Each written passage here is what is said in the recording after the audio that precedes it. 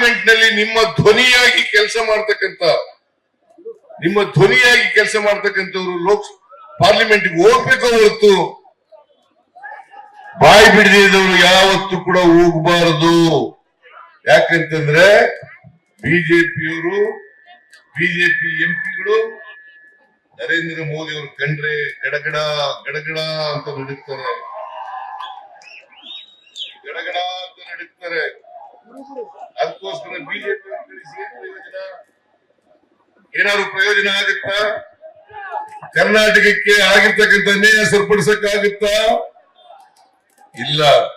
ನಿಮ್ಮ ಧ್ವನಿಯಾಗಿ ಕೆಲಸ ಮಾಡ್ತಕ್ಕಂಥವ್ರು ಲೋಕಸಭೆಗೆ ಹೋದ್ರೆ ಕರ್ನಾಟಕದ ಪರವಾಗಿ ಲೋಕಸಭೆಯಲ್ಲಿ ಮಾತನಾಡ್ತಕ್ಕಂಥವ್ರು ಬರ್ಬೇಕಾಗ್ತದೆ. ಕರ್ನಾಟಕಕ್ಕೆ ಅನ್ಯಾಯ ಆದಾಗ ಅನ್ಯಾಯವನ್ನ ಪ್ರತಿಭಟಿಸ್ತಕ್ಕಂಥ, ಕರ್ನಾಟಕಕ್ಕೆ ನ್ಯಾಯ ಕೊಡಿಸ್ತಕ್ಕಂಥ ಪ್ರಯತ್ನವನ್ನ ಮಾಡ್ತಕ್ಕಂಥವ್ರು ಲೋಕಸಭೆಗೆ ಹೋಗ್ಬೇಕು. ಅದಕ್ಕೋಸ್ಕರ ರಕ್ಷಾರಾಮಯ್ಯನವರಿಗೆ ಈ ಸಾರಿ ನೀವು ಆಶೀರ್ವಾದವನ್ನ ಮಾಡಬೇಕು. ನರೇಂದ್ರ ಮೋದಿ ಅವರು 10 ವರ್ಷಗಳು ಪ್ರಧಾನಮಂತ್ರಿ ಆಗಿದ್ರು. 10 ವರ್ಷಗಳಲ್ಲಿ ಬಡವರಿಗೆ ಏನು ಮಾಡಲಿಲ್ಲ, ಪಟ್ಟ ಮಾತಿನಂತೆ ನಡ್ಕೊಳ್ಳಲಿಲ್ಲ. 15 ಲಕ್ಷ ರೂಪಾಯಿ ಪ್ರತಿ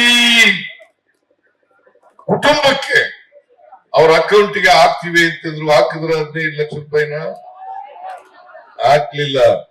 ಪ್ರತಿ ವರ್ಷ 2 ಕೋಟಿ ಉದ್ಯೋಗ ಸೃಷ್ಟಿ ಮಾಡ್ತೀವಿ ಅಂದ್ರು. ಮಾಡಿದ್ರ 10 ವರ್ಷದಲ್ಲಿ 20 ಕೋಟಿ ಉದ್ಯೋಗವನ್ನು ಸೃಷ್ಟಿ ಮಾಡಬೇಕಾಗಿತ್ತು, ಮಾಡಲಿಲ್ಲ.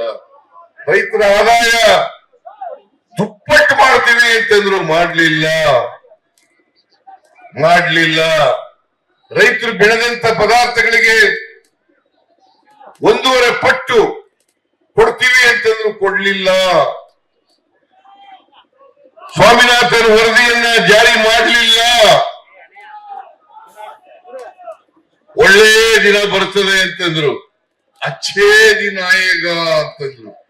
ಬಂತ ಒಳ್ಳೆ ದಿನ? ಒಳ್ಳೆ ದಿನ ಬರಲಿಲ್ಲ. ನಾವು 13ರಿಂದ 18ರವರೆಗೆ ಅಧಿಕಾರದಲ್ಲಿ ಇದ್ದು ನಾನೇ ಮುಖ್ಯಮಂತ್ರಿ ಆಗಿದ್ದೆ. 165 ಭರವಸೆಗಳನ್ನ ಕೊಟ್ಟಿದ್ದು. 165 ಭರವಸೆಗಳಲ್ಲಿ 158 ಭರವಸೆಗಳನ್ನ ಈಡೇರಿಸಿತು.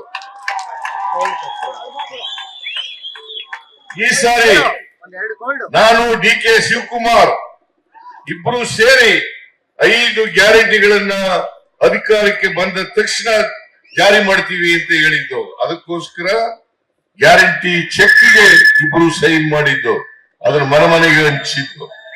ಇವತ್ತು ಶಕ್ತಿ ಯೋಜನೆ, ಗೃಹಲಕ್ಷ್ಮಿ, ಗೃಹ ಜ್ಯೋತಿ, ಅನ್ನಭಾಗ್ಯ, ಯುವ ನಿಧಿ ಎಲ್ಲ ಕಾರ್ಯಕ್ರಮಗಳನ್ನು ಕೂಡ ಜಾರಿ ಕೊಟ್ಟಿದ್ದೇವೆ. ಇವತ್ತು ನಿಮ್ ಮುಂದೆ ನಿಂತುಕೊಂಡು ಎದೆ ಎತ್ತಿ ನಿಮ್ಮ ಆಶೀರ್ವಾದ ಕೇಳ್ತಕ್ಕಂತ ಶಕ್ತಿ ನಮಗಿದೆ. ಬಿಜೆಪಿಗೆ ಯಾವ ಶಕ್ತಿ ಇದೆ?